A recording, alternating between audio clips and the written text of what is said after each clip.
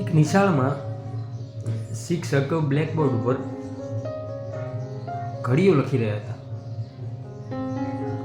જે 10નો ઘડીઓ હતો અને એ લખી રહ્યા હતા કે 10 1 10, 10 2 20, 10 3 30 એમ કરતાં કરતાં છેક 10નું ઘડીઓ પૂરો થવા આવ્યો અને 10 10 110 બોલ્યા. ત્યારે બધા વિદ્યાર્થી મિત્રો ક્લાસરૂમની અંદર બૂમ પાડવા માંડ્યા, રાડો પાડવા માંડ્યા કે સર 10 10 110 નહીં, પરંતુ 10 દાન 100 થાય. ત્યારે શિક્ષકે બહુ સરસ મજાની વાત કરી કે આ ભૂલ મેં જાણી જોઈને કરી છે. મને પણ ખબર છે કે 10 દાન 100 થાય, પરંતુ મેં 110 ચાઈ કરીને લખ્યા છે. ત્યારે બાળકોએ શિક્ષકને પૂછ્યું કે કાં એવું શા માટે તમે ભૂલ આ જાતે ચાઈ કરીને ભૂલ કરી? ત્યારે શિક્ષકે બહુ સરસ મજાનો જવાબ આપ્યો કે આ જગતની અંદર, આ દુનિયાની અંદર લોકો તમારા ભૂલની રાહ જોઈને જ બેઠા છે કે તમે ક્યારે ભૂલ કરો અને ક્યારે લોકો એને એમ કહેવાય કે એની નોંધ લે. તમારા ગમે એટલા સારા કાર્ય હશે, તમે લોકો માટે કંઈ પણ કરશો, તમારા પરિવાર માટે, તમારા ઘર માટે, તમારા સમાજ માટે, તમારા કુટુંબ માટે, તમારા સારા કાર્યની નોંધ ઓછી લેવાશે. પરંતુ જેવી તમે કંઈક ભૂલ કરશો, જેવી અંદર કોઈ ક્ષતિ આવશે,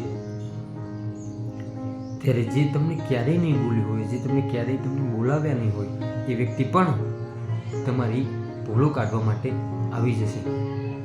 એટલે વિદ્યાર્થી મિત્રો, હું તમને એવી શીખ આપું છું કે જીવનની અંદર આવા ઘણા બધા લોકો આપણને મળશે જે માત્ર ને માત્ર આપણી ભૂલો જોશે, આપણા સારા કાર્યને, સારા કામને નહીં જુએ.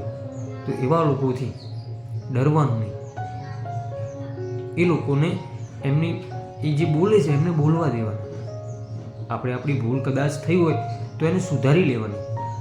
ભૂલ સુધારવામાં નાનપ નથી, પરંતુ જે હર હંમેશ માત્ર ને માત્ર ભૂલોની ગણતરી રાખે છે, માત્ર ને માત્ર આપણે ક્યાં ખોટા છીએ એ સાબિત કરવા જે વ્યક્તિઓ મથે છે, એમને વધારે ધ્યાનમાં નહીં લેવાના. કારણ કે એમનું સર્જન માત્ર ને માત્ર લોકોની ભૂલો કાઢવા માટે થયું છે, પરંતુ એમને જે સારું કાર્ય કર્યું છે, એમને જે સાચી વાત દર્શાવી છે, એની નોંધ એ લોકો ક્યારેય લેતા નથી. આપણા જીવનની અંદર પણ ઘણી વખત ઘણા બધા લોકો સાથે ઘણીવાર આવું બનતું હોય છે. તો જેની પણ સાથે આવું બનતું હશે કે માત્ર ને માત્ર લોકો ભૂલની રાહ જોઈને બેઠા છે, માત્ર ને માત્ર લોકો કંઈક એવી ક્ષતિ થાયની રાહ જોઈને બેઠા છે, તો એમની પ્રકૃતિ છે ભૂલો કાઢવાની, તો એમને કાઢવા દેવાની. આપણે એમની સામે ક્યારેય બોલવાનું નહીં. આપણે ઊંઘા મોઢે આપણું જે કંઈ કામ હોય, જે કંઈ કામ લઈને બેઠા હોય, એ ધીમે ધીમે અવિરત આગળ વધારતું જવાનું. જે બોલે એને બોલવા દેવાના. એમની સામે જીવાજોડી કરવાનો કોઈ જ મતલબ નથી. આપણે હંમેશા અવિરત રીતે આપણું કામ કરવાનું. આપણે મગજની અંદર કોઈ ટેન્શન લેવાની જરૂર છે નહીં. આપણે આપણી પ્રકૃતિ, આપણો સ્વભાવ આપણે નહીં બદલવાનો. એ વ્યક્તિનો સ્વભાવ ભૂલો કાઢવાનો છે, તો આપણે સ્વીકારીને આગળ વધવાનું. દોસ્તો, આ વિડીયો તમને કેવું લાગ્યું કોમેન્ટ બોક્સની અંદર જણાવજો. અને વાત જો સાચી લાગી હોય તો કોમેન્ટ બોક્સની અંદર કંઈક એવું સરસ મજાનું લખજો, જેથી કરીને મને પણ ખબર પડે કે તમે આપણા વિડીયો સાથે જોડાયેલા છો. દોસ્તો, વિડીયોને લાઈક કરી દેજો. ફરીથી મળીશું એક નવા જ વિડીયો સાથે. ત્યાં સુધી દરેક દોસ્તો, દરેક મિત્રને જય શ્રી રામ.